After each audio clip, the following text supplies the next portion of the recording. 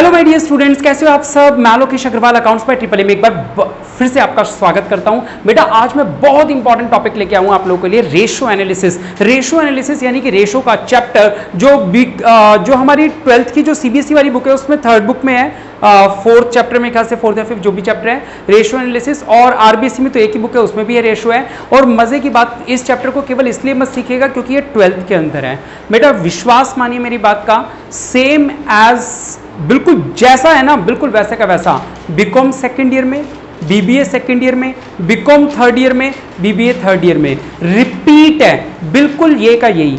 और जिस क्वेश्चन को सॉल्व करने के लिए अभी 4 नंबर मिलते हैं, उस क्वेश्चन को सॉल्व करने के लिए बाद में 20 नंबर मिलेंगे। आप नहीं मानेंगे तो जिस दिन चैप्टर खत्म होगा उस दिन मैं आप लोगों को सवाल दिखा दूंगा। यहां पे बीकॉम के पेपर रखे हुए हैं, इसमें से बीकॉम सेकेंड ईयर का पेपर उठा के दिखाऊंगा, 20 नंबर का सवाल, और आप लोग 5 मिनट में यूज सॉल्व करके निकाल दोगे। आप कहोगे सर इससे डिफिकल्ट तो हमारे में आता है, और उनको कैलकुलेटर भी अलाउड होता है बीकॉम वालों को, आपको तो कैलकुलेटर भी अलाउड नहीं है ना।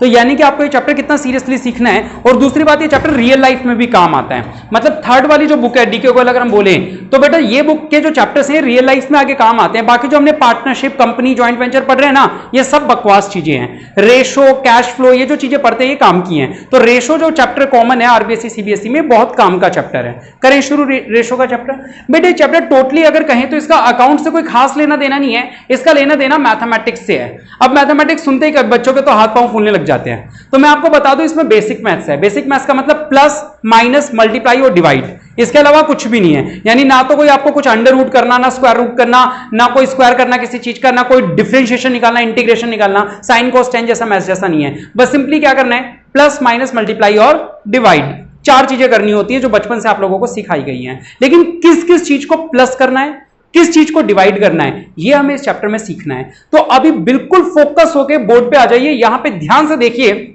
जो स्टोरी मैं सुना रहा हूं आप लोग स्टोरी के साथ चीजों को याद करते रहेंगे। और हमेशा मैं एक लाइन को अभी बोल देता हूं, बार बार इसी लाइन को बोलूंगा जब भी आप कुछ पूछोगे। और मैं कह रहा हूं जिस दिन आपका वाइवा होगा, अगर उस दिन आपसे रेशो पूछ लिया गया कि बताओ बेटा इस रेशो का फार्मूला क्या है, तो जो लाइन मैं अभी बोलने वाला हूं एक बार दिमाग में इसको ले आना, आपको सारे रेशोज के आंसर निकल जाएंगे। बेटा रेशो के फार्मूले को याद रखने का एकमात्र तरीका है, नाम ही पहचान है।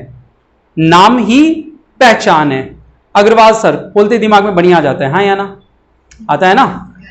सबा खान, खान लगा दो, ठीक है। खान बोलते ही दिमाग में मुसलमान आ जाता है ना। यानी नाम ही पहचान है। आप एक बार नाम को थोड़ा सा ध्यान से देखोगे तो फार्मूला अपने आप पूरा नजर आने लग जाएगा। आपको पूरा फार्मूला नजर आएगा, केवल नाम के बारे में इमेजिन करना। आओ जरा मैं आप लोगों को दिखाता हूं रेशो के चैप्टर में क्या क्या फार्मूले हैं और क्या है।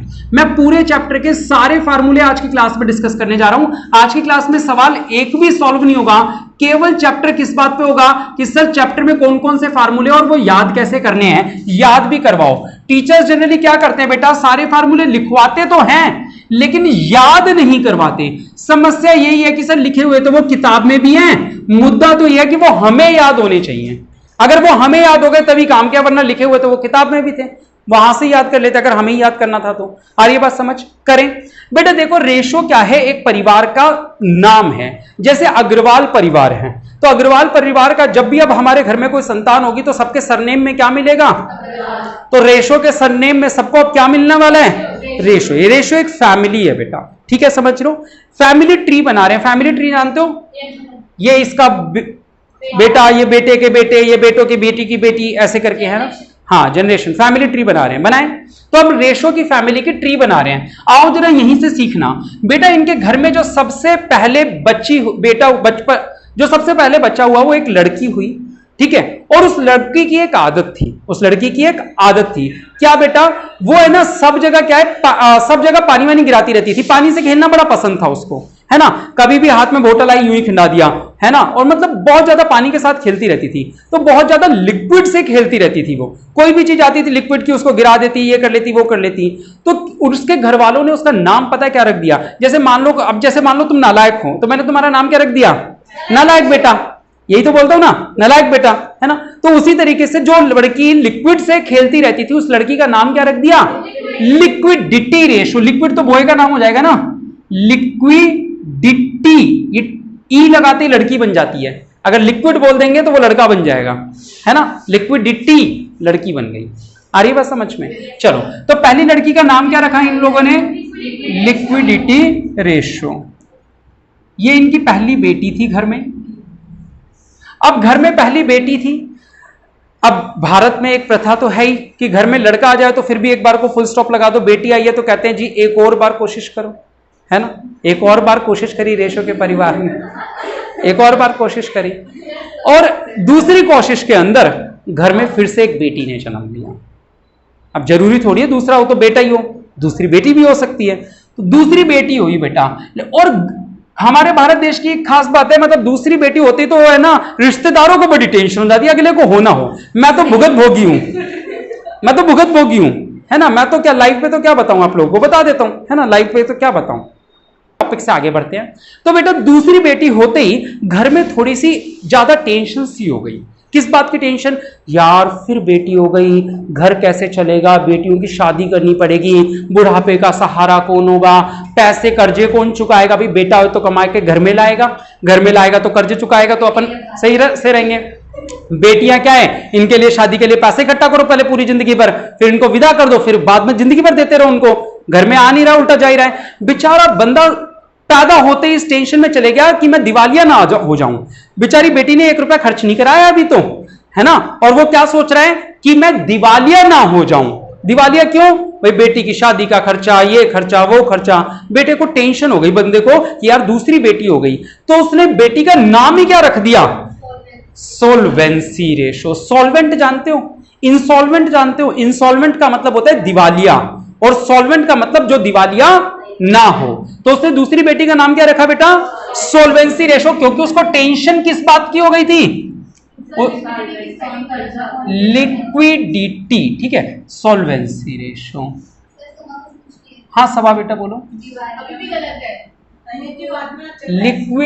लिक्विक्यूयूआई, क्यू के बाद नहीं आएगी, हाँ यू के बाद आएगी, एक सेकेंड रुक जाओ, QUI, अब सही है।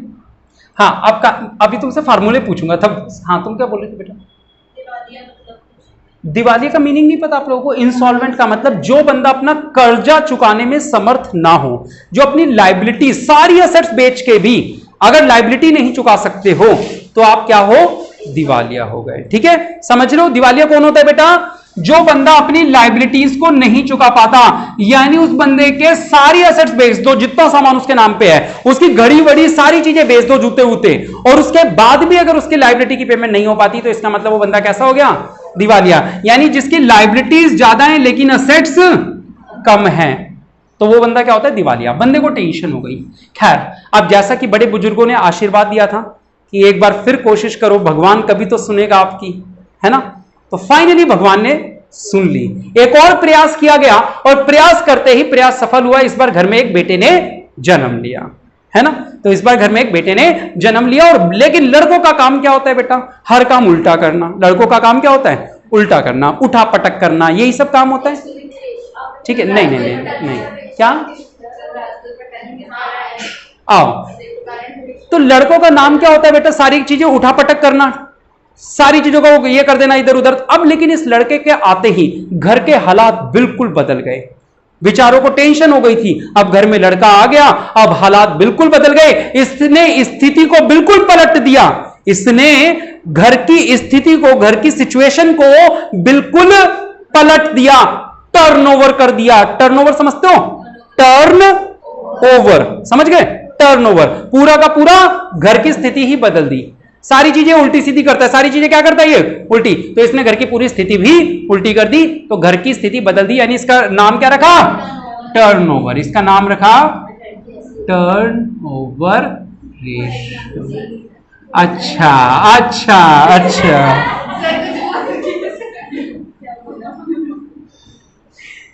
टर्नओवर रेशियो आई बात समझ में। ये बात तो सही है, आपने खुद एक्सेप्ट करी थी, मेरे बहनों को बहुत तंग करता था।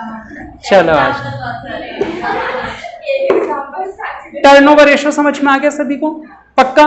अब घर में सब कुछ व्यवस्थित चल रहा था, फिर इन्होंने सोचा, चलो सोचा क्या, फिर गलती हो गई और एक और बेटी ने घर में जन्म ले लिया। गलती ये नहीं कि बेटी ने ले लिया, गलती हो गई थी कि परिवार पूरा हो गया था, परिवार नियोजन नहीं किया, परिवार और बढ़ गया।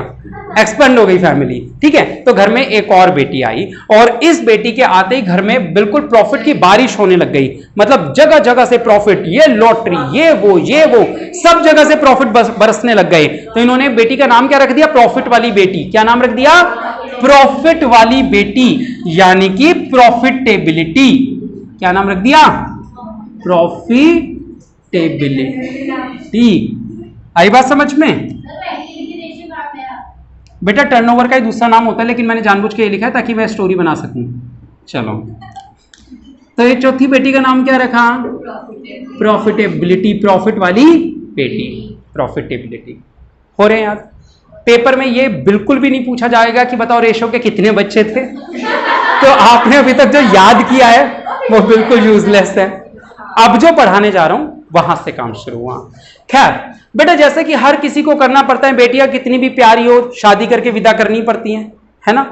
तो इसने भी, रेशो वाले ने अपनी पहली बेटी की शादी करी, लिक्विडिटी की, और पहली बच्चे की शादी करने के बाद उसे 2 बच्चे हुए। आपके कोर्स में 2 ही हैं। जब आप बीकॉम सेकेंड ईयर में जाओगे, 2 साल बढ़ जाओगे तो 1 बच्चा और हो जाएगा, तब 3 बच्चे हो जाएंगे। अभी आपके कोर्स में कितने बच्चे हैं? 2 साल बाद 1 और हो जाएगा, ठीक है। नहीं बेटा, 2 ही हैं। आ जाओ, करें बेटा लिक्विडिटी रेशो के 2 बच्चों का नाम। और अब से आपका काम शुरू हो रहा है, अब से आपका काम शुरू हो रहा है। अटेंशन चाहिए आप लोगों की। पहले बच्चे का नाम इसने रखा। पहले बच्चा जैसे ही पैदा हुआ, बेटा पैदा होते ही वो बच्चा है ना कुछ शोर वोर नहीं करा था। जब बच्चा शोर वोर नहीं करता ना तो उसे शॉक्स दिए जाते हैं। देखा जाए कि उसके पास आवाज है नहीं है, वो जिंदा है या नहीं है, धड़कन से ही पता नहीं चलता, उसको शॉक्स दिए जाते हैं। उसको करंट पास किया गया। क्या किया गया? उसको करंट लगाया गया। शॉक लगाने के लिए करंट लगाया जाता है। तो उस बच्चे का नाम क्या रख दिया? Current ratio. तो आपको ये याद नहीं रखना कि बड़े बच्चे का नाम क्या था, आपको ये भी याद नहीं रखना कि करंट रेशो कोई नाम था। आपको याद क्या रखना है वो सुनो। अब पेपर में या वाइवा में सवाल ने क्या पूछा? बेटा करंट रेशो का फार्मूला बताओ। अब आप हो गए वहां पे ब्लैंक, फार्मूला याद ही नहीं आ रहा। वैसे सर पढ़ाया भी नहीं अभी आपने, याद आएगा कहां से। तो अब मेरी वो लाइन मैं शुरू कर रहा हूं एक बार फिर से। नाम ही पहचान है। मैं पहला रेशो पढ़ा रहा हूं, जितने भी रेशो पढ़ाऊंगा हर बार एक लाइन बोलेंगे, क्या? नाम ही पहचान है।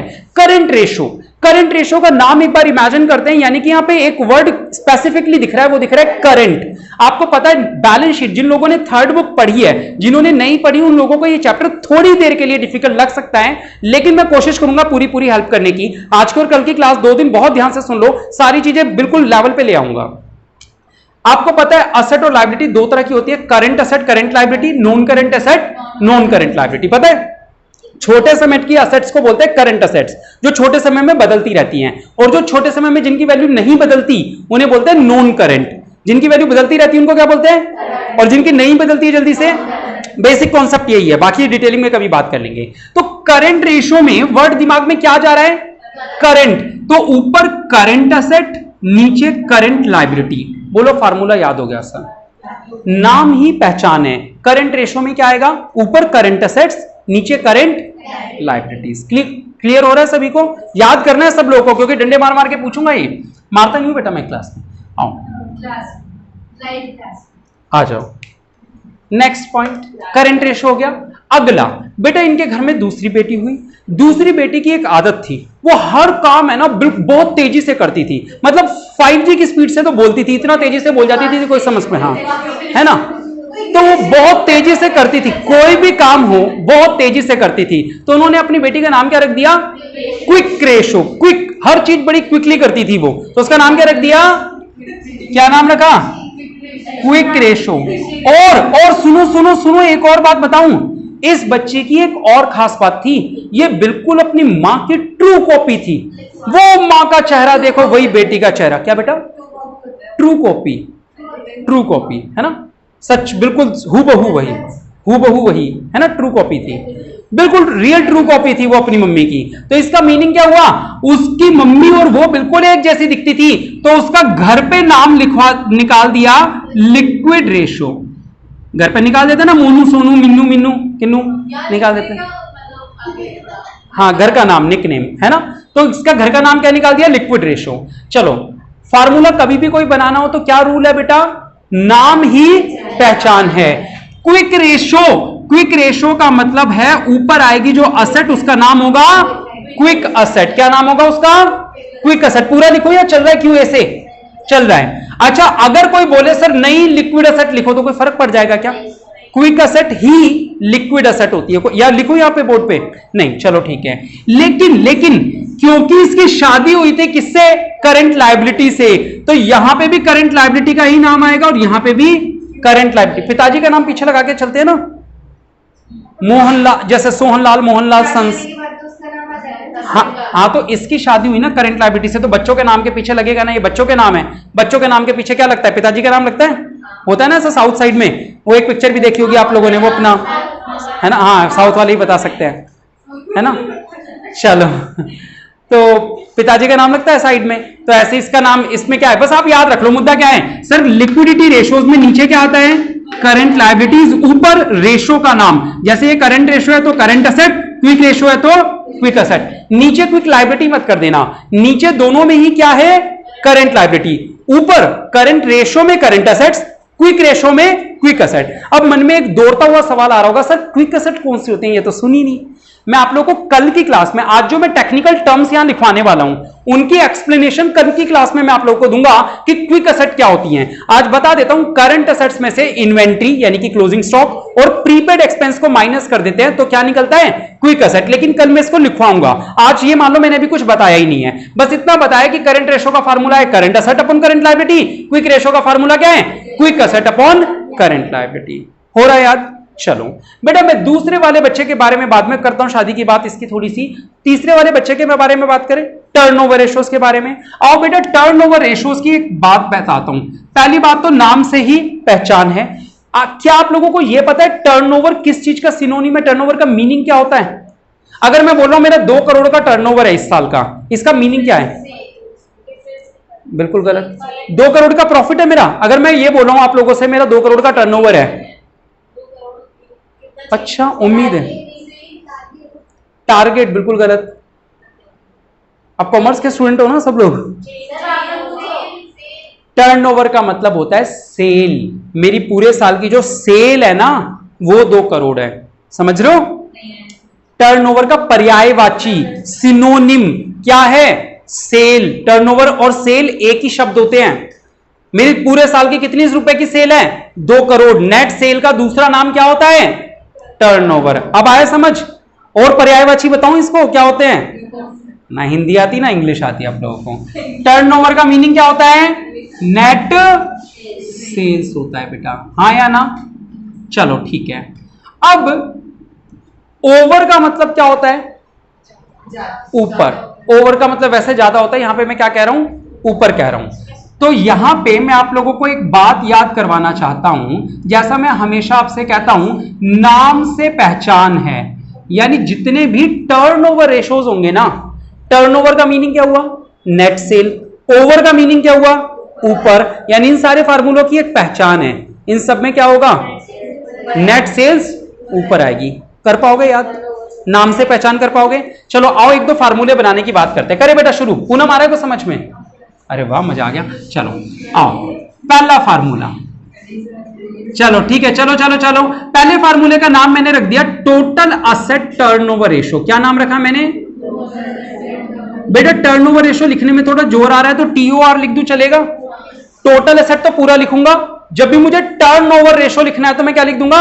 TOR लिख दूंगा। चलो ठीक है बेटा, नाम ही पहचान है। जैसे ही मैंने सुना turnover ratio, turnover turnover turnover ने मेरे दिमाग को क्लिक किया और क्या बोला कि नेट सेल्स आएगी, और वो भी कहां आएगी? ये बात याद हो रही है? नहीं हुई? चलो ठीक है, अभी भुलवा दूंगा थोड़ी देर बाद। चलो, नेट सेल्स कहां आएगी? ऊपर या नीचे? और क्योंकि नाम ही पहचान है तो अब एक जगह खाली रह गई, कौन सी? नीचे वाली। नीचे क्या आ जाएगा? Total assets. बोलो सर, फार्मूला याद हो गया हमेशा के लिए? बोलो, मुंह से बोले लाइन। लाइफ टाइम के लिए याद हो जाने चाहिए फार्मूले। हाँ, और क्या आना चाहिए? टर्नओवर रेशो तो रेशो का नाम है ना, टर्नओवर वो तो कैटेगरी है। ठीक है, आ रही है बात समझ में? क्या बात समझ में आ रही है बेटा?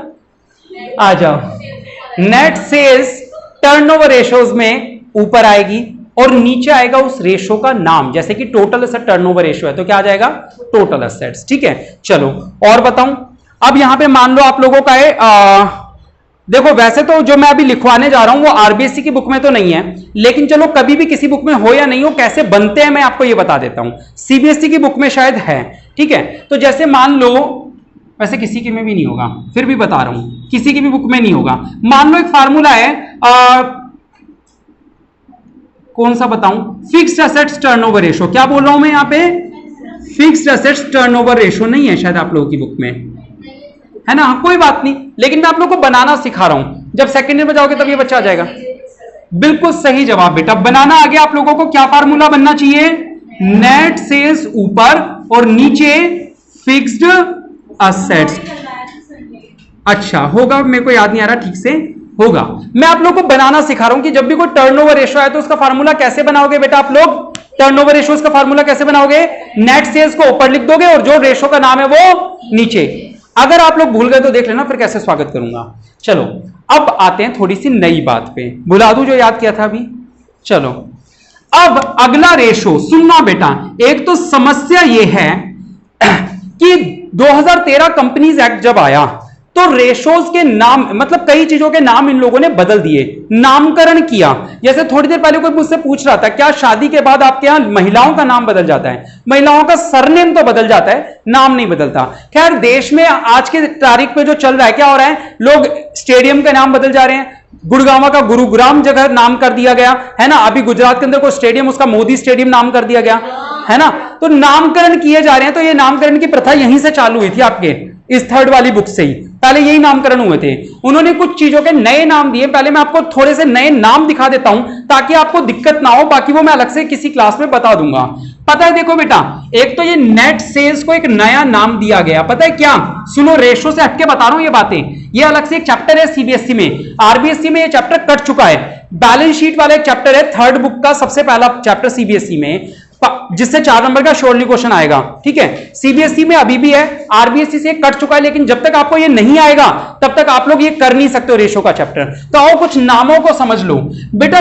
सेल वर्ड को एक नया नाम दिया गया, रिवेन्यू फ्रॉम ऑपरेशन। क्या नाम दिया गया, रिवेन्यू फ्रॉम ऑपरेशन, जिसको हम शॉर्टकट में, इतना बड़ा बोलने में जोर आता है तो क्या बोल देते हैं, आरएफओ बोल देते हैं। ठीक है, एक वर्ड होता था कॉस्ट ऑफ गुड्स सोल्ड। एक वर्ड होता था पहले क्या, कॉस्ट ऑफ गुड्स सोल्ड, जिसको हम लोग COGS बोलते थे, हाँ या ना। इसको गुड्स सोल्ड, कॉस्ट को तो कॉस्ट ही रखा, ऑफ ही है, गुड्स सोल्ड को नाम दिया गया cost of revenue from operation. ठीक है, गुड्स सोल्ड को यहां बदल दिया। तो इसको भी किस नाम से पुकारने लगेंगे अब, कोरफो। तो नए नाम यूज करने पड़ेंगे। ठीक है, अच्छा पहले एक वर्ड होता था डेटर। क्या वर्ड होता था, डेटर। और एक वर्ड होता था बिल्स रिसीवेबल, BR। इन दोनों को जोड़ के, इन दोनों को अलग अलग नहीं, इन दोनों को जोड़ के एक नाम दे दिया गया, क्या बेटा, ट्रेड रिसीवेबल। ट्रेड रिसीवेबल जब भी बोला जाए इसका मतलब उसमें ये दोनों चीजें शामिल है। ठीक है, फिर एक वर्ड होता था हमारा क्रेडिटर और एक वर्ड होता था बिल्स पेबल। क्रेडिटर और बिल्स पेबल को जोड़ के एक नया नाम दिया गया, क्या नाम दिया गया, ट्रेड पेबल्स। ठीक है, ये हमारे कुछ नए नाम हैं जो हमें इन फार्मूलों में काम आएंगे। देखो अब पेपर में कोई भी वर्ड आ सकता है, पेपर में अगला वर्ड का रेशो का नाम ये हो सकता है। सुनो, अगर नाम ये लिखा हो डेटर टर्नओवर रेशो तो समझ जाना डेटर का है, और अगर लिखा हो क्रेडिटर टर्नओवर रेशो, और अगर लिखा हो ट्रेड रिसीवेबल टर्नओवर रेशो तो आप भी क्या वर्ड यूज कर लेना, ट्रेड रिसीवेबल। कोई दिक्कत थोड़ी है। अब बोलो मैं आप लोग को डेटर के नाम से याद करवाऊं या ट्रेड रिसीवेबल के नाम से। बुक में बेटा कुछ भी आ सकता है, जैसे आरबीएसई की बुक के तो अंदर मैं बता दूं कभी डेटर आ जाएगा कभी ट्रेड रिसीवेबल। सीबीएसई में ट्रेड रिसीवेबल ही आएगा, डेटर नहीं आएगा। ट्रेड रिसीवेबल लिखवा दूं, चलो मैं इस रेशो का नाम लिख रहा हूं ट्रेड रिसीवेबल, नए वाले नाम से लिखवा रहा हूं अब, ट्रेड रिसीवेबल टर्नओवर रेशो। क्या आपका दिमाग क्लिक कर रहा है कि ट्रेड रिसीवेबल में क्या होना चाहिए, बिल्कुल सही आधा गलत, नेट सेल्स अपॉन नीचे क्या आना चाहिए, ट्रेड रिसीवेबल। एक सेकंड मैं सिखाऊंगा अभी तो, आई बात समझ में? क्योंकि सर आपने बेटा कॉपी मत करो, आराम से फोटो भेज दूंगा, आप लोग भी जैसे मैं रेड ब्लू ब्लैक करवा रहा हूं ना, आप लोग भी ऐसे कॉपी करना आराम से, और चार्ट को क्या करना, ऐसे बना लेना या किसी ब्लैंक A4 शीट पे बना लेना और अपने स्टडी डेस्क पे चिपका लेना, ठीक है?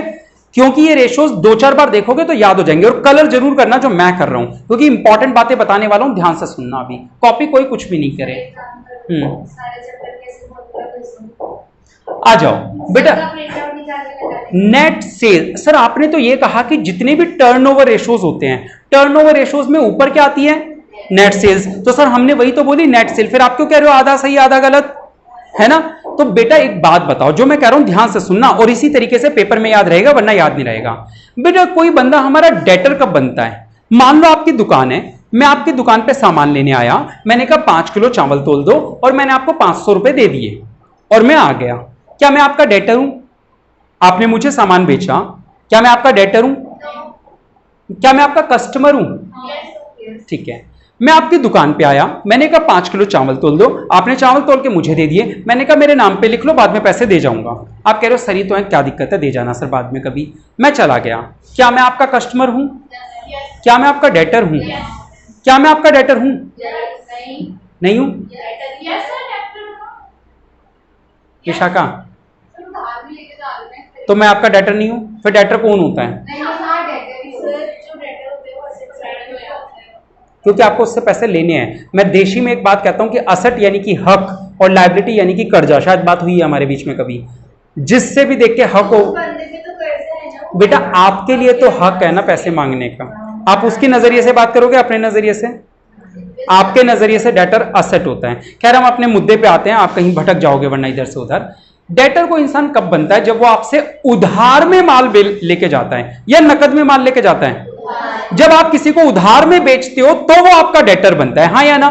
ठीक है, यानी अगर मैं कहूं कि डेटर की रिलेशनशिप सेल के साथ है या क्रेडिट सेल के साथ है, समझ लो डेटर की जो रिलेशनशिप है वो किसके साथ है? सेल के साथ है या क्रेडिट सेल के साथ? बहुत ईमानदार इंसान है, इसकी रिलेशनशिप केवल किसके साथ है? क्रेडिट सेल्स के साथ है। समझ लो क्रेडिट का मतलब क्या होता है? क्रेडिट का मतलब होता है उधार। Net credit sale, net credit sale, credit का मतलब क्या होता है? उधार। रेड पेन से लिखा है, आप लोग भी ऐसे ही कॉपी करना ताकि आपको डिफरेंस समझ में आए क्या है। आ रही बात समझ? टर्नओवर रेशो की पहचान है कि ऊपर नेट सेल्स होता है, लेकिन डेटर की पहचान यह भी है कि सर डेटर की रिलेशनशिप सेल के साथ नहीं है, क्रेडिट सेल के साथ है। तो इस ऊपर क्या आना चाहिए? Credit sales. नीचे क्या आना चाहिए? डेटर। एक बात याद रख लेना बेटा, यहां ट्रेड रिसीवेबल के आगे एक वर्ड लगाना है, क्या? Average trade receivable. सर अब ये एवरेज क्या बनाएं? बेटा हमें सवालों में ओपनिंग बैलेंस और क्लोजिंग बैलेंस दे रखा होता है, हमें दोनों को जोड़ के 2 से डिवाइड करना होता है। ओपनिंग बैलेंस क्लोजिंग बैलेंस दोनों को जोड़ देंगे, 2 से डिवाइड कर देंगे, तो वो क्या निकल जाएगा? Average trade receivable. कोई बड़ी बात है क्या? एवरेज आ रहा है समझ में? नहीं आ रहा? एवरेज आ गया सबको समझ? चलो वेरी गुड। अब मेरी एक बात और सुनेंगे, मैं क्या बता रहा था, हाँ अगर किसी सवाल में बाई चांस ओपनिंग नहीं दे रखे, क्लोजिंग ही दे रखे हैं, तो ये मत कर देना कि ओपनिंग को 0 ले लो और क्लोजिंग लिख के 2 से डिवाइड कर दो, ऐसा नहीं। अगर नहीं दे रखे तो केवल क्लोजिंग वाले को ही एवरेज मान लेना। आ रही है बात समझ? अगर नहीं, लेकिन ऐसा ना हो कि वहां छुपा के दे रखा हूं। कुछ तो देगा ना, सवाल सॉल्व करवाना है। आ जाओ, चलो आ रही है बात समझ में? चलो चौथा पॉइंट सीखते हैं। अब देखना फिर एक और अच्छी चीज आ रही है काम की। देखो बेटा, इन लोगों ने कोई फैमिली प्लानिंग करी नहीं थी, तो घर के अंदर बढ़ता जा रहा इनका समाज। ट्रेड पेबल टर्नओवर रेशो, और जब मैं बोल रहा हूं ट्रेड पेबल टर्नओवर रेशो, इसका मतलब मैं किन की बात कर रहा हूं? क्रेडिटर्स की बात कर रहा हूं। किन की बात कर रहा हूं? क्रेडिटर। तो बेटा आप लोग टर्नओवर रेशो का फार्मूला बनाओ, जो आपके मन में आ रहा है वो बनाओ, आगे जो वो नहीं बोलेंगे जो पहले पढ़े हुए हैं। हाँ बोलो, net sales upon average trade payable. चलो एवरेज तो आप लोगों को वैसे ही याद हो गया। और एक डेबिट सेल कोई बोल रहा था, कौन बोल रहा था? डेबिट सेल्स, है ना? आपको पहले तो ये हाँ, डेबिट सेल्स का मीनिंग पता है क्या समझ रहा हूं? इसका मतलब आप लोग 11वीं क्लास भी पढ़ के नहीं आए हो। आपको पता है क्रेडिट शब्द 2 होते हैं। मैं आप लोगों को बता दूं बेटा, सच में ये हंसी और शर्म वाली बात है। डेबिट सेल्स जो भी क्लास के अंदर बोल रहे थे, बहुत ही ज्यादा शर्म वाली बात है। आपको यह भी पता है कि क्रेडिट का मीनिंग क्या होता है, डेबिट का मीनिंग क्या होता है। आप 12th बोर्ड देने जा रहे हो, आप उम्मीद कर रहे हो पास होने की, कि आपको डेबिट और क्रेडिट का मीनिंग भी पता है क्या? बताओ आप में से किस किस को डेबिट और क्रेडिट का मीनिंग पता है? हैंड रेज करना है, केवल मीनिंग नहीं बताना। सोचो आप कॉमर्स के स्टूडेंट हो और आपको डेबिट क्रेडिट नहीं पता है, कितनी शर्म की बात है ना। हाँ बोलो बोलो। नहीं, क्रेडिटर्स नहीं बेटा, डेबिट और क्रेडिट, तीन लोगों ने हाथ रेज किया है। चलो इससे शुरू करते हैं। बिल्कुल गलत बेटा, ये तो एक तुम रूल बता रही हो जो नॉमिनल अकाउंट रियल अकाउंट का रूल है। Debit what comes in, credit what goes out. ऐसे तो एक debit the receiver, credit the giver भी होता है। डेबिट और क्रेडिट का मीनिंग क्या होता है? हाँ तुम बताओ। ये भी गलत, ये भी रूल बता रही है। मैं डेबिट का मीनिंग जानना चाह रहा हूं, मीनिंग समझते हो? जैसे टर्नओवर का मतलब सेल्स हो, रूल है बेटा, तुम भी रूल बता रही हो। आरती बता दो सबको। क्या? बिल्कुल गलत, रूल है वो भी एक। अभी मैंने पूछा था डेबिट और क्रेडिट का मीनिंग, मुझे एक बच्ची ने अभी जवाब दिया कि क्रेडिट का मतलब उधार होता है। इसके लिए तालियां होनी चाहिए क्योंकि क्रेडिट का मतलब उधार होता है। गलत नहीं है जवाब, सही है, तालियां तो करो। मैंने आपको 2 मिनट पहले अभी बताया कि क्रेडिट वर्ड का मीनिंग उधार होता है, लेकिन डेबिट का मीनिंग क्या होता है आपको पता है? ये जो क्रेडिट है ना, ये क्रेडिट और ये क्रेडिट, ये दो अलग अलग चीजें हैं, दोनों की स्पेलिंग डिट्टो सेम है। डेबिट का मतलब होता है लेफ्ट साइड, क्या मीनिंग होता है? क्रेडिट का मतलब राइट साइड, और क्रेडिट का एक और मीनिंग है, मतलब इंग्लिश में होता है ना एक ही वर्ड के अलग अलग मीनिंग्स होते हैं, है ना?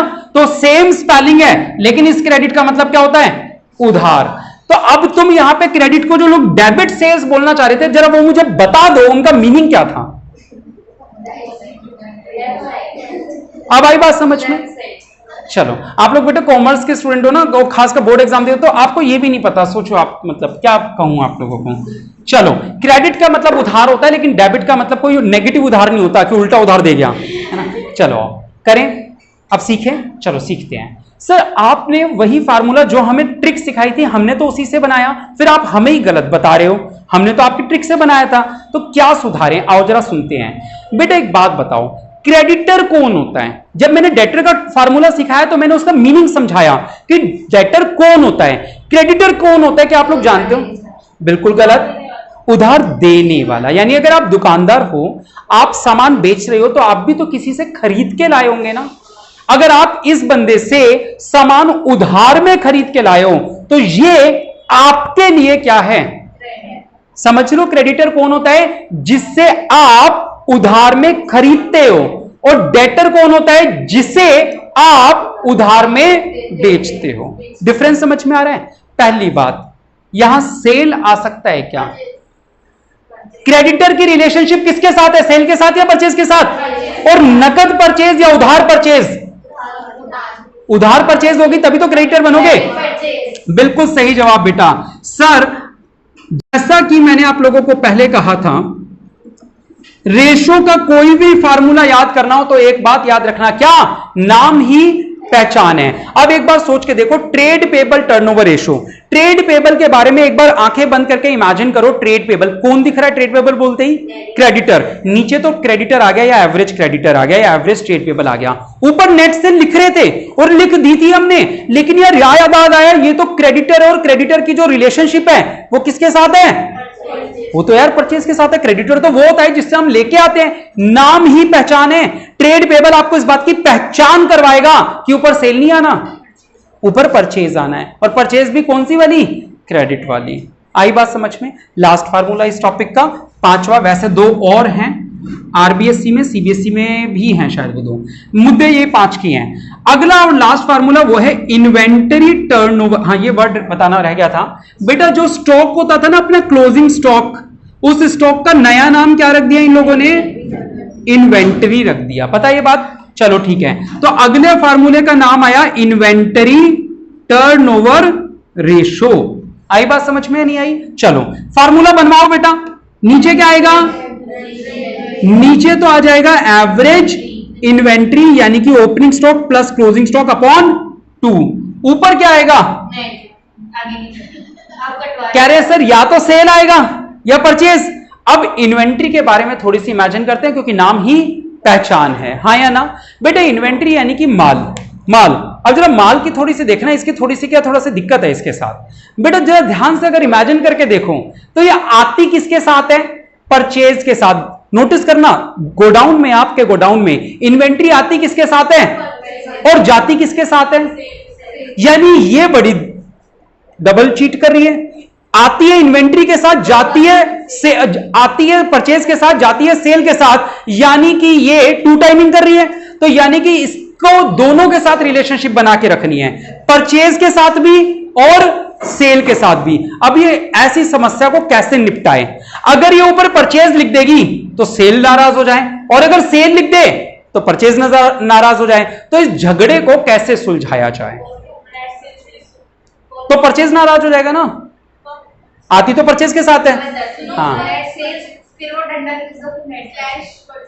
आओ मैं आप लोगों को एक वर्ड दिखाता हूं। ये एक वर्ड है कॉस्ट ऑफ गुड्स सोल्ड। आपको पता है कॉस्ट वर्ड आता है परचेज से। किसी भी चीज की कॉस्ट कैसे पता चलती है? जितने में हमने उसे खरीदा। और सोल्ड का मतलब क्या होता है?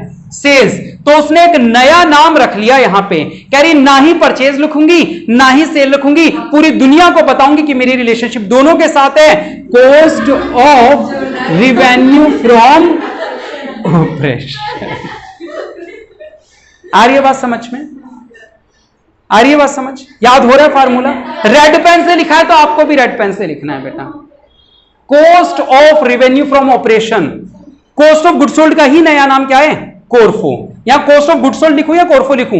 मैंने सारे एक्चुअली नए नाम लिखे हैं, इसलिए मैंने यहां पे कोरफो यानी कि नया नाम लिखा है। कॉस्ट ऑफ गुड सोल्ड का ही नया नाम कोरफो है। याद रहेगा? चलो एक बार याद करें, टर्नओवर रेशोज में क्या क्या होता है? सर टर्नओवर रेशोज की पहचान होती है टर्नओवर यानी कि सेल, ओवर यानी कि ऊपर, यानी इन सब में सेल कहां आती है? ऊपर। अगर फार्मूला है टोटल असेट टर्नओवर रेशो तो ऊपर आएगी नेट सेल, नीचे आएगा टोटल असेट। सर फार्मूला है fixed assets turnover ratio, net sale upon fixed assets आ जाएगा। फार्मूला है डेटर टर्नओवर रेशो, तो सर नीचे तो एवरेज डेटर्स आ जाएगा, एवरेज डेटर्स, याद आ रहा है? एवरेज। लेकिन ऊपर सेल्स नहीं आएगी, क्रेडिट सेल्स आएगी, क्योंकि डेटर कौन बनता है? जो उधार में खरीदता है। आ रही है समझ? फिर अगला फार्मूला क्रेडिटर टर्नओवर रेशो, नीचे तो एवरेज क्रेडिटर्स आ जाएगा, ऊपर क्या आएगा? सेल नहीं आ सकता, नाम ही पहचान है। क्या आना चाहिए ऊपर? नेट क्रेडिट परचेज आनी चाहिए। आ रही है बात समझ में? चलो ठीक है। नेक्स्ट कौन सा? इन्वेंट्री टर्नओवर रेशो, जिसको हम लोग स्टॉक टर्नओवर रेशो भी बोलते हैं। एक ही बात है ना? तो नीचे तो एवरेज स्टॉक आ जाएगा, opening stock plus closing stock upon 2 लिख देंगे यहां पे। ऊपर क्या आएगा? सर ना ही सेल ना ही परचेज। क्या वर्ड आना चाहिए यहां पे? कॉस्ट ऑफ गुड सोल्ड या कोरफो कह सकते हो, या तो सीओजीएस पुकार दो या सीओआरएफओ कह दो। ठीक है? कॉस्ट ऑफ गुड सोल्ड या फिर cost of revenue from operation, जो भी नया नाम अगर आपको याद रह पाता है तो। डन? चलो ठीक है, अगले घर पे चले, प्रॉफिटेबिलिटी रेशो की बात करें। बेटा देखो प्रॉफिटेबिलिटी, हाँ वो एक्चुअली बता, लड़का तो यही था। हाँ वो दूसरी बेटी थी ना, वो क्या थोड़ी टेंशन वाली बेटी है, उसके घर में आते टेंशन हो गई थी ना, और मैं क्या टेंशन को थोड़ा सा दूर रखना चाहता हूँ। टेंशन को लास्ट में निपटाएंगे ना, अपना क्या खुशी खुशी सब कुछ निपट जाए, वरना लास्ट तक टेंशन ही दिमाग में रहेगी, है ना? चलो प्रॉफिटेबिलिटी, आओ बेटा। प्रॉफिटेबिलिटी की तो पता आप लोगों को, खास बात बताऊं, इसने एक नहीं दो शादियां करी, एक नहीं दो शादियां करी। और दो शादियां करी, पहली शादी से 4 बच्चे, दूसरी शादी से सीबीएसई वालों के में अभी तक एक ही बच्चा है। जब आप सेकेंड ईयर में जाओगे तो 4 बच्चे हो जाएंगे दूसरी शादी से। पहली शादी में तो अभी दोनों के में 4-4 हैं, पहली शादी में तो सबके में अभी 4 बच्चे हैं, दूसरी शादी से आप लोगों के सीबीएसई में अभी एक ही बच्चा है, आरबीएसई में शायद 4 अभी आ गए, आरबीएसई में भी एक ही बच्चा है अभी। ठीक है? जब आप सेकंड ईयर थर्ड ईयर में जाओगे तो वहां पे सेकंड शादी से भी 4 बच्चे हो जाएंगे। फिलहाल आप यहीं पे बात करते हैं। तो प्रॉफिटेबिलिटी रेशो, चलो बेटा देखो प्रॉफिटेबिलिटी रेशो पता है कौन से टॉपिक से रिलेटेड है? ये पी&एल वाले टॉपिक से रिलेटेड है। इसमें जो पहला फार्मूला है वो है जीपी रेशो। ये मान के चलो कि ये करंट रेशो और ये जीपी रेशो, ये दो ऐसे फार्मूले हैं जो कॉमर्स के अंदर अलग अलग जगह काम आते रहते हैं। करंट रेशो तो आए ना आए, जीपी रेशो तो बेटा ऐसा फार्मूला है जो ये मान लो आपको केवल कॉमर्स में नहीं, आप गवर्नमेंट जॉब की तैयारी कर रहे हो, आप बहुत सारी चीजें कर रहे हो, जीपी रेशो अलग अलग जगह काम आता रहेगा, अलग अलग पढ़ाइयों में। ठीक है? ग्रॉस प्रॉफिट रेशो, जीपी का मतलब क्या है मैं लिखना भूल गया, ग्रॉस प्रॉफिट रेशो। बेटा अब एक बात, फार्मूले कैसे बनता है, नाम ही पहचान है। बस एक चीज याद रखना, टर्नओवर में नेट सेल्स ऊपर आती है या नीचे? टर्नओवर में मैंने बोला ही नहीं, टर्नओवर में नेट सेल्स ऊपर आती है नीचे? प्रॉफिटेबिलिटी वालों में नेट सेल्स नीचे आएगी, ये याद रखनी है। याद रख पाओगे? नेट सेल्स ओवर वाले में ऊपर आएगी, और प्रॉफिटेबिलिटी वालों में कहां आएगी? नीचे आएगी। तो यहां तो आ गई नेट सेल्स, आ रही है बात समझ? यहां तो क्या आ गई? नेट सेल्स, और ऊपर क्या आएगा? Gross profit. आई बात समझ में? ऊपर क्या आएगा? नाम ही पहचान है, तो अगर जीपी रेशो पूछा है तो नेट सेल कहां गई? नीचे, और ग्रॉस प्रॉफिट कहां गया? ऊपर। बताओ दिक्कत है क्या किसी को? नहीं। इनटू 100, मैं आप लोगों को बता दूं, इसका आंसर जब भी आएंगे वो परसेंटेज में आएंगे। कैसे आएंगे? और इनके आंसर जब भी लिखोगे तो उनके आंसर के पीछे टाइम्स लिख देना। क्या लिख देना? टाइम्स। यानी कि मान लो आंसर आया 7/1, तो क्या लिखोगे? 7 टाइम्स लिख दोगे, 7 गुना। आ रहा है समझ? और यहां पे आया 7, तो यहां लिखोगे 7%। आ रही है बात समझ? यहां पे हमेशा रेशो लिखते हैं। मान लो आया 2.5/1, तो इसको ऐसे लिखेंगे 2.5/1। आ रही है बात समझ? इनके आंसर किस में डालने हैं अपन को? रेशो में डालने हैं। ठीक है, चलो 3/4 वैसे कभी भी नहीं मिलेगा, 3/1 मिल सकता है, 3/4 कभी भी नहीं आएगा। चलो कोई बात नहीं, आ जाए तो भी। जीपी रेशो का फार्मूला हमने बनाया क्या? सर नेट सेल कहां पे मिलेगी? नीचे, और जीपी नाम ही पहचान है तो जीपी कहां जाएगा? ऊपर। अगला फार्मूला देखा आप लोग बनाओगे कितनी तेजी से? Net profit ratio. बताओ, net profit upon net sales into 100। ये मैंने सिखाया या आपने बनाया? चलो ठीक है, आप लोग बना रहे हो। तीसरा पॉइंट, ऑपरेटिंग प्रॉफिट। बेटा इतनी गारंटी से बोलता हूं कि ये रेशो का चैप्टर है ना, कोई भी मेरे जैसा नहीं पढ़ा सकता, कोई भी। चलो ऑपरेटिंग प्रॉफिट रेशो बताओ। चलो ऑपरेटिंग प्रॉफिट रेशो, तो क्या फार्मूला बनेगा? Operating profit upon net sales into 100। आई बात समझिए? मैंने सिखाया, आपने बनाया? देखो कितनी खुशी हो रही है आपको। चौथा और इंपॉर्टेंट, अब सुनेंगे ध्यान से, ऑपरेटिंग रेशो। मैं कैपिटल लेटर्स में लिख रहा हूं, आप लोग भी जब बाद में कॉपी में लिखेंगे तो कैसे लिखेंगे? कैपिटल लेटर्स में लिखेंगे इसको। बेटा इसमें और इसमें फर्क है। ऊपर ऑपरेटिंग प्रॉफिट भी है और यहां पे केवल क्या है? ऑपरेटिंग भी है। तुम्हें जाना हो तो जा सकते हो, लाइव वो देख लेना video. Operating ratio, operating ratio के अंदर क्या करना है बेटा? ध्यान से, एक बार तो आप बनवाओ जो आप लोग बना सकते हो। आप लोग बनवाओ, क्या बनना चाहिए? ये कह रही है सर ओ अपॉन में नेट सेल्स इनटू 100, यही बोल रही है। ओ क्या होता है? 0। आओ अब मेरी बात ध्यान से सुनेंगे। बेटा जब ऑपरेटिंग प्रॉफिट लिखा हो तब तो ऑपरेटिंग प्रॉफिट है, लेकिन जब केवल ऑपरेटिंग लिखा हो, क्या लिखा हो? केवल ऑपरेटिंग वर्ड हो, इसका मतलब ऑपरेटिंग एक्सपेंस है। इसका मीनिंग क्या है? Operating expense. ऑपरेटिंग प्रॉफिट में तो ऑपरेटिंग प्रॉफिट है, साफ साफ मेंशन है कि प्रॉफिट, लेकिन जब केवल ऑपरेटिंग वर्ड लिखा हो तो इसका मीनिंग क्या हुआ? ऑपरेटिंग एक्सपेंस है। क्या? नहीं बेटा, है इसका यही मीनिंग। कहां? नहीं, नाम इसका यही है, तभी तो मैंने कैपिटल लेटर्स में लिखा है। अच्छा यहां लिख दूं? यहां लिख देता हूं, हाँ यहां लिख देता हूं, ऑपरेटिंग एक्सपेंस। आई बात समझ में? हाँ या ना? तो पहली बात तो आपको यह क्लियर हुई कि सर ऑपरेटिंग प्रॉफिट में तो ऑपरेटिंग प्रॉफिट है, लेकिन जब केवल ऑपरेटिंग हो तो क्या लिखना है नीचे? Operating expense upon net sales. Sir बनता तो इतना ही है, लेकिन एक छोटी सी बात आपकी रिक्वेस्ट से। किसकी रिक्वेस्ट से? सर की रिक्वेस्ट से याद रखनी। क्या? कि सर बाकी फार्मूलों में कोई स्पेशल बात नहीं है। इसका चौथा बच्चा था, इसने कहा एक बात मेरी स्पेशल याद रख लो, मैं छोटा बच्चा हूं। तो क्या याद रखवाया इसने? कि इसमें और ऐड कर देना कोरफो या कॉस्ट ऑफ गुड्स सोल्ड लिख दो। क्या लिखूं? कोरफो लिख दूं?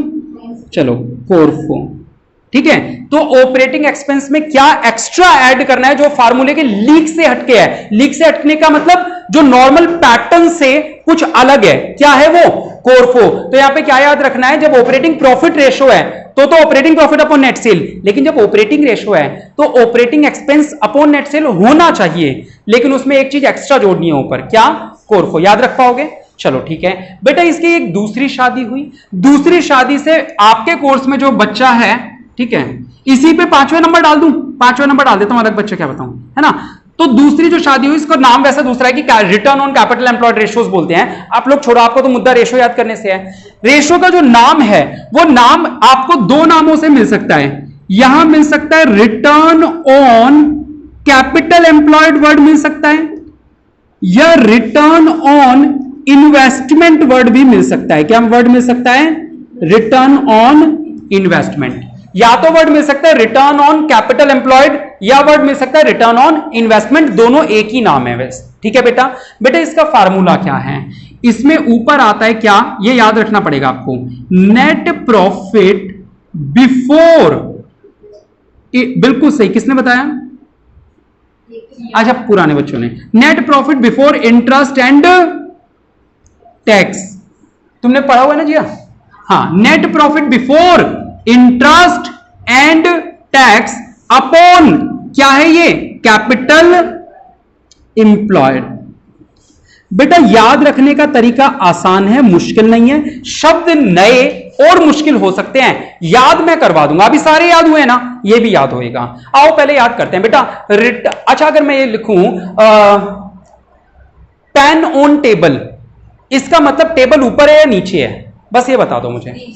Return on capital employed, capital employed ऊपर या नीचे, आई बात समझ में, नाम ही पहचान है, आप सवाल का नाम पढ़ो वो खुद बताएगा कि आंसर क्या होना चाहिए, यानी capital employed on, return on capital employed, तो कैपिटल एम्प्लॉयड क्या होनी चाहिए, नीचे होनी चाहिए, सब लोग राजी हो।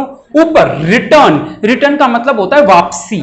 बेटा एक बात बताओ, बिजनेस में बंदा पैसा लगाता है, कैपिटल लगाता है, तो बदले में वापसी क्या आता है ऊपर से उसको, प्रॉफिट, तो ऊपर क्या आना चाहिए रिटर्न का मीनिंग, नेट प्रॉफिट, यानी बंदे ने पैसा लगाया बिजनेस में तो रिटर्न में क्या मिला उसको, नेट प्रॉफिट। बंदे ने पैसा, समझ रहे हो ये लाइन है, बंदे ने पैसा लगाया बिजनेस में, ऊपर से रिटर्न में क्या मिला उसको, नेट प्रॉफिट। तो नेट प्रॉफिट कौन से वाला, जिसमें से अभी तक ना तो इंटरेस्ट माइनस हुआ हो ना टैक्स माइनस हुआ हो, net profit before interest and tax. आ रही है बात समझ, क्लियर, हाँ बोलो। हाँ बेटा ठीक है, बहुत जरूरी है वो, रेड पेन से लिखने का मतलब इंपॉर्ट, कोई ऐसी चीज है जो मैं स्पेसिफाई करना चाहता हूं कि भाई इस चीज को अलग से याद रखो। चलो ये हो गया, इंटू 100 और कर लेना इसमें ना, इंटू 100, डन। चलो अब ये बच गए सोल्वेंसी रेशोज, करें, आओ बेटा। सोल्वेंसी रेशोज में पहले रेशो का जो नाम है वो है बेटा डेब्ट इक्विटी रेशो। क्या नाम है इसका, डेब्ट इक्विटी रेशो। अब पता है डेब्ट से तो आप लोग डेटर समझने लग जाते हो, डेब्ट से आप लोग क्या समझते हो, ये क्या होगा, डेटर, लेकिन डेब्ट से डिबेंचर भी तो हो सकता है ना बेटा, हाँ या ना, डेब्ट से डिबेंचर भी तो हो सकता है। डेब्ट का रियल मीनिंग क्या होता है, इंग्लिश के DEBT का रियल वर्ड है ऋण। ऋण का मतलब होता है क्या, लोन, उधार। ऋण का मतलब क्या होता है, उधारी, ठीक है। डेब्ट DEBT जो इंग्लिश का शब्द है, इसका मीनिंग है लोन यानी ऋण, और डेब्ट का मतलब यहां पे है, अच्छा चलो फार्मूला याद कराता हूं, तो पहले तो फार्मूला याद कर लो। मैं हमेशा क्या कहता हूं, नाम ही, पहला शब्द कौन सा, तो ऊपर क्या आ जाएगा, डेब्ट। दूसरा शब्द कौन सा, तो नीचे क्या आ जाएगा। अब कुछ बच्चों को ये गलत फहमी होती है, क्या नहीं, इनके आंसर इंटू 100 में नहीं आते हैं, ऐसे आते हैं, ठीक है। डेब्ट इक्विटी, अब कई बच्चों को ऐसा लगता है कि इक्विटी का मतलब है इक्विटी शेयर कैपिटल, क्योंकि बच्चों ने इक्विटी आज तक तभी पढ़ा है, लेकिन कल की क्लास में मैं आप लोगों को नोट्स लिखवाऊंगा जिसमें बताऊंगा इन टेक्निकल टर्म्स के मीनिंग क्या है। इक्विटी का मतलब केवल इक्विटी नहीं होता, यहां पे इक्विटी का मतलब इक्विटी भी, प्रेफरेंस भी और रिजर्व्स भी। यहां पे इक्विटी का मीनिंग क्या है, इक्विटी भी, प्रेफरेंस भी और रिजर्व्स भी। ये हम आज की क्लास में नहीं, कल की क्लास में पढ़ने वाले हैं। आज की क्लास फार्मूला याद करने पे है बेटा। फार्मूला याद कैसे होगा सर, नाम ही पहचान है, नाम का क्या मीनिंग है आज छोड़ दो, क्योंकि टेक्निकल टर्म है, टेक्निकल टर्म की एक्सप्लेनेशन मैं कल करने वाला हूं। तो डेब्ट इक्विटी रेशो, इसका फार्मूला क्या बनेगा, डेब्ट ऊपर इक्विटी नीचे। थोड़ी देर के लिए मैं आप लोगों को फिर भी लिखवा देता हूं ताकि दिल को सुकून मिल जाए कि मीनिंग क्या होता है। डेब्ट का मतलब होता है नॉन करंट लायबिलिटी, यानी कि लंबे समय की लायबिलिटी। इक्विटी का मतलब होता है शेयर होल्डर्स फंड। अब कई बच्चे जो बिल्कुल पहली बार पढ़ रहे हैं, जिन्होंने थर्ड बुक नहीं पढ़ी, उनको यह भी नहीं पता होगा शेयर होल्डर फंड क्या होता है। शेयर होल्डर फंड में इक्विटी भी आ जाती है, प्रेफरेंस भी आ जाते हैं और रिजर्व्स यानी कि गुल्लक भी आ जाते हैं। कल की क्लास में बताऊंगा, फिलहाल आप इतना याद करो। चलो डेब्ट इक्विटी रेशो हो गया। अगला फॉर्मूला कौन सा आएगा बेटा हमारा, बोलो, नाम देख के बता दो। डेब्ट इक्विटी रेशो कौन सा, प्रोप्राइटरी रेशो। देखो बेटा प्रोपराइटी, स्पेलिंग बताना एक बार, प्रोपराइट, हाँ सही लिख रहा था, TORY, प्रोप्राइटरी रेशो। पहले आप लोग मुझे बस ये बताओ, क्योंकि फार्मूला ये याद नहीं होता बच्चों को, मैं याद करने की ट्रिक सिखाने वाला हूं बहुत अच्छी। बस आपको ये पता होना चाहिए कि प्रोप्राइटर कौन होता है। प्रोप्राइटर कौन होता है? हाँ, ओनर, मालिक होता है ना बिजनेस का। देखा नहीं, वो नाई की दुकान वाला भी लिखता है प्रो नाई रामू, है ना, प्रोप्राइटर रामू। उसको लगता है कि मैं प्रोप्राइटर में यानी पता नहीं कितना बड़ा हूं, है ना। तो यानी कि प्रोप्राइटर का मीनिंग क्या होता है? बिजनेस का मालिक। प्रोप्राइटरी रेशो नाम ही पहचान है। जो मैं कह रहा हूं दिमाग में डाल लेना, वरना ये याद नहीं होगा तुम्हें कभी भी। याद कर लेना प्रोप्राइटरी रेशो क्या है। बेटा ये जो टॉपिक चल रहा है सॉल्वेंसी रेशो, इसमें क्या है? हमें टेंशन है कि हमारा पैसा सेफ है या नहीं है। प्रोप्राइटरी रेशो सुनते ही आपके दिमाग में एक लाइन चलनी चाहिए जो मैं बोल रहा हूं। क्या लाइन चलनी चाहिए? कि यार मालिक को टेंशन हो रही है, उसका पैसा सेफ है या नहीं है। किसको टेंशन हो रही है बेटा? मालिक, यानी प्रोप्राइटर को टेंशन हो रही है, ओनर को टेंशन हो रही है। तो वो क्या करेगा? अपनी सारी एसेट्स को लाएगा और ऐसे जमीन पे जचा देगा और उसके ऊपर एक दरी बिछा के ऊपर खुद बैठ जाएगा, कहेगा हाँ अब मेरी सारी एसेट सेफ हैं। मान लो यहां पे मैंने खड्डा खोदा, मैंने अपनी सारी एसेट्स, चाहे वो करंट एसेट्स हो चाहे वो नॉन करंट एसेट्स हो, सारी क्या करी? उस गड्ढे में भर दी और उसके ऊपर एक दरी बिछाई और ऊपर खुद बैठ गया। दरी बिछा दी ना सामान के ऊपर, है ना, गड्ढा भर गया, गड्ढा भर गया, नहीं आया?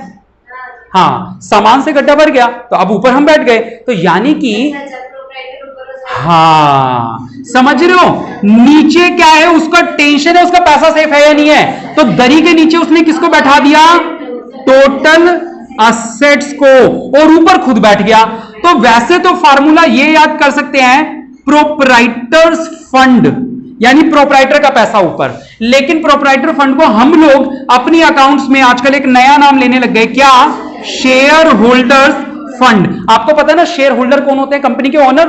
तो अगर मैं प्रोप्राइटर लिख रहा हूं तो इसका मतलब मैं शेयर होल्डर लिख सकता हूं। तो यहां पे क्या वर्ड आ जाएगा? Share holder fund. ये याद हो रहा है या नहीं हो रहा? हो रहा है, ठीक है। तो यहां पे ऊपर प्रोप्राइटर यानी कि मालिक आ गया, ये मालिक होते हैं, ठीक है बेटा। ऊपर कौन बैठा है? यहां पे मालिक बैठा है। इंटू 100 लगाना हो चाहो तो लगा दो, ना कोई बात नहीं। चलो तीसरा फार्मूला, बस दो ही और है, आओ सुनो। तीसरा कौन सा है? सोल्वेंसी रेशो। फाइनली कौन सा रेशो आ गया? ये रेशोज था, है ना। सोल्वेंसी रेशो, ये हूबहू मां की कॉपी निकली। अब घर वालों को टेंशन है, ये मतलब अब क्या टेंशन है? अब टेंशन हमें नहीं है, अब टेंशन उन लोगों को है जिनका पैसा हमने उधार ले रखा है। सोल्वेंसी रेशो, हाँ, सोल्वेंसी रेशो का, सोल्वेंसी रेशो में ये वाला जो रेशो बता रहा हूं, इसमें टेंशन मालिक को है या उन लोगों को है जिन्होंने हमसे पैसा उधार, जिन्होंने हमें पैसा उधार दे रखा था, जिन्होंने हमें पैसा उधार दे रखा था। क्यों टेंशन है पता है उसको? यार इस बंदे का पता नहीं इस बंदे के पैसे सेफ हैं या नहीं है, हमारे पैसे डूब ना जाए। सोचो ना, मैंने आप लोगों से पैसा उधार ले रखा है और मैं इंसॉल्वेंट हो जाऊंगा तो पैसा मेरा डूबेगा या तुम्हारा डूबने वाला है? इंसॉल्वेंट मैं हो रहा हूं, डूबेगा किसका? तुम्हारा, क्योंकि तुमने मुझे उधार दे रखा था, है ना। तो इस बार तुम सब लोग टेंशन में हो। कुछ करंट लायबिलिटीज वाले हो, ताजा ताजा पैसा मांगने वाले, कुछ नॉन करंट लायबिलिटी, लंबा पैसा मांगने वाले हो। पैसा तो दोनों को ही चाहिए मेरा, ठीक है, आ रही है बात समझ में? पैसा तो दोनों को ही चाहिए। तो अब मैं क्या कहूंगा? अभी मैं बैठा था आराम से यहां पे प्रोप्राइटरी रेशो में, मेरा पैसा सेफ है, मेरा पैसा सेफ है। तुम सब आ गए कह रहे हमारा पैसा सेफ है क्या? तो मैंने कहा लो भैया आप लोग आके बैठ जाओ, आपके दिल को शांति मिल जाए। तो सोल्वेंसी रेशो में टोटल असेट के ऊपर किसको बैठा दिया?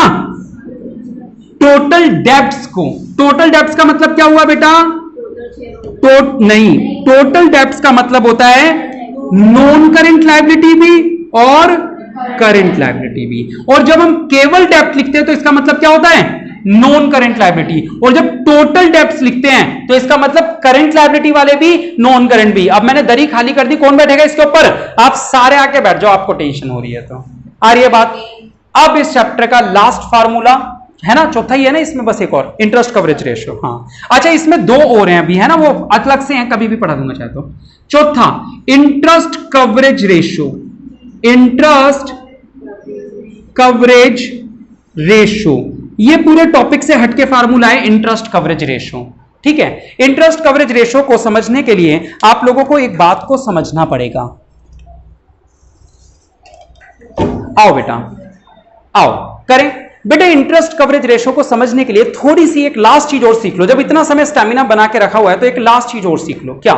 इंटरेस्ट कवरेज रेशो में बेटा ऊपर से है ना अभी प्रॉफिट की बारिश हो रही है। किसकी बारिश हो रही है?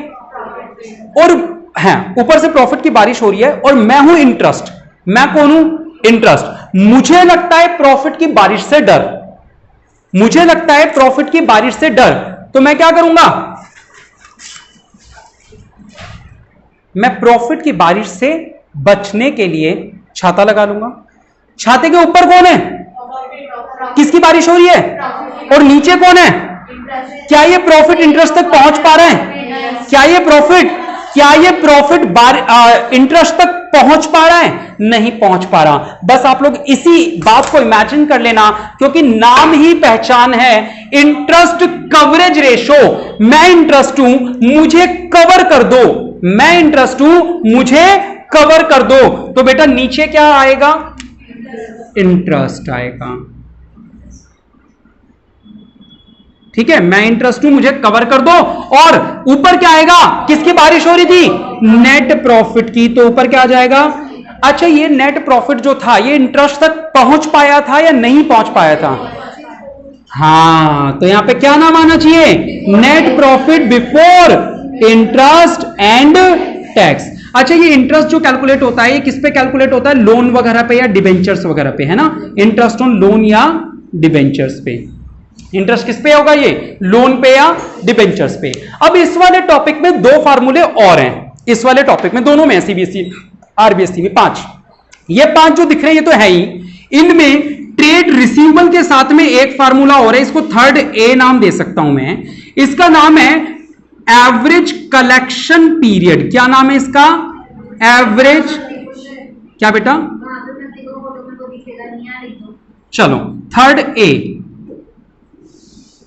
Average collection period. ये फार्मूला किस चीज का है? ACP, assistant commissioner of police. Average collection period. बेटा कलेक्शन किससे होता है? डेटर से या क्रेडिटर से? बोलो, कलेक्शन किससे? कलेक्शन का मतलब होता है पैसा कलेक्ट करके लाना। कलेक्ट डेटर से करोगे या क्रेडिटर से? डेटर से करोगे, हाँ या ना? तो इसका फार्मूला हो गया बेटा क्या? ध्यान से सुनना, इसका फार्मूला हो गया क्या? ऊपर लगाओगे 12 महीने, साल में कितने महीने होते हैं? 12। नीचे डिवाइड कर दोगे डेटर टर्नओवर रेशो का जो आंसर आएगा ना उससे। ट्रेड रिसीवेबल लिखो या डेटर? ट्रेड रिसीवेबल लिख देता हूं, है ना? क्या लिख दूं? Trade receivable. रिसीवेबल का मतलब यानी जिनसे पैसा लाना है, यानी डेटर। इसका जो आंसर आया वो 12 के नीचे चले जाएगा, 12 ऊपर और ट्रेड रिसीवेबल टर्नओवर रेशो नीचे। तो जो आंसर आएगा उसको बोलेंगे इतने महीने में हमारा पैसा रिकवर हो जाता है डेटर से। अगर ये आंसर डेज में निकालना हो तो ऊपर 12 की बजाय 365 भी लिख सकते हैं। ठीक है, इसके अलावा जो 3B है, ओ नहीं सॉरी 4A है। कौन सा? 4A, average payment period. कौन सा? Average payment. बेटा पेमेंट ट्रेड रिसीवेबल वालों को करते हैं या ट्रेड पेबल वालों को? Trade payable. यानी ऊपर तो 12 महीने या 365 दिन लिख देना और नीचे आ जाएगा ट्रेड पेबल टर्नओवर रेशो। आ रही है बात समझ में? पक्का? तो बस यही थे बेटा रेशो के सारे फार्मूले और इनके ट्रिक्स। अगर आप इनको अच्छे से याद कर लेते हैं तो नेक्स्ट वीडियो को जरूर देखिएगा, जिसके अंदर हम आपको इन टेक्निकल टर्म्स के मीनिंग और इनके फार्मूले सिखाने वाले हैं। बहुत इंपॉर्टेंट है नेक्स्ट क्लास भी। आज के लिए इतना ही। कैसी रही क्लास? लाइक और कमेंट करके जरूर बताएं। बहुत बहुत शुक्रिया। जय हिंद, जय भारत।